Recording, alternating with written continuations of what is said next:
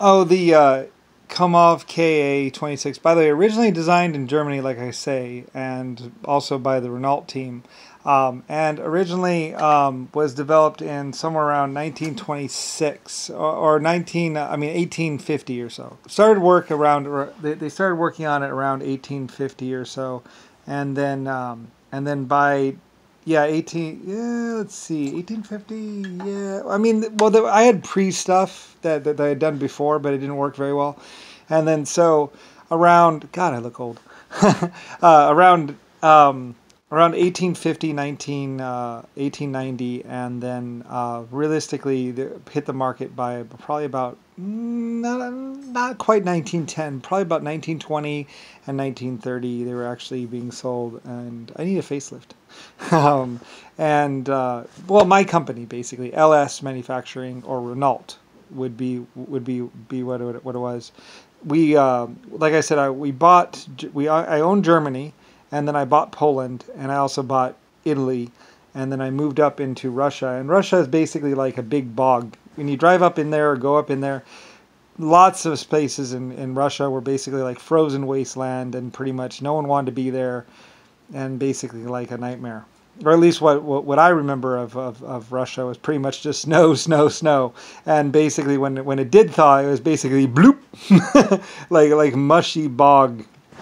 But there's lots of water there, and that's another thing I do is I do a lot of big mining stuff, which takes water from where it rains a lot and takes it to where there isn't rain. So moving it down towards probably Africa or someplace like that. I don't know, because there's dry regions and there's wet regions, and getting the water from one place to another place is what I do. So anyway, but the Komov K36. Or K2026, whatever. It actually started with number one, with 1 and then 2 and then 3 and then 4 and then 5.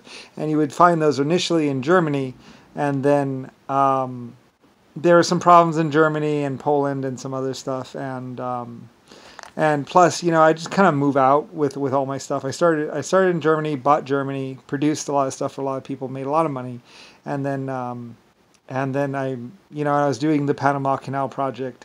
And I was using Germany basically to support Panama, and also just make stuff. And then I started moving up into Ireland, and like I say, reclaiming my Belfast was one of my ancient old rock quarries that had been long ago. There's a big basically thing.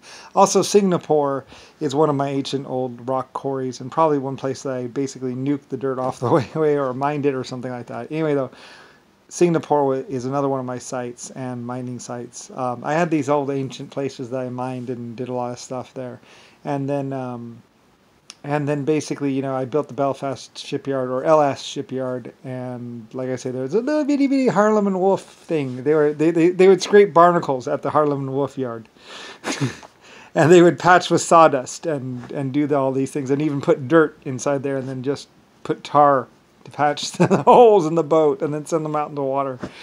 And they said all repairs are final.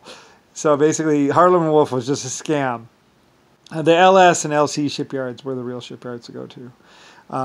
Like I said, they would literally just put tar and dirt and then pack the holes in the boats. And my LC shipyard, LS shipyard would be like, you can't do that. You can't do that you can't repair a ship like that.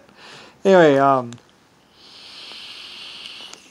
Harlem and Wolff, like I said, they bought one of my old steam winches or something like that, and they would winch boats onto the thing, and then they would try and repair them, or scrape the barnacles off and repair them.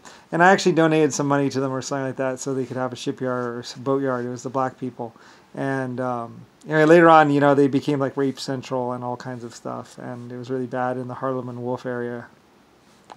Anyway, though, but they were this little bitty little shipyard. Eventually they killed my my manager at the LS shipyard, and tried to say that they bought my shipyard or owned it or something like that. And eventually they tried to take my LC shipyard, which is the French shipyard or whatever, and tried to call it Anton, and say that he owned that.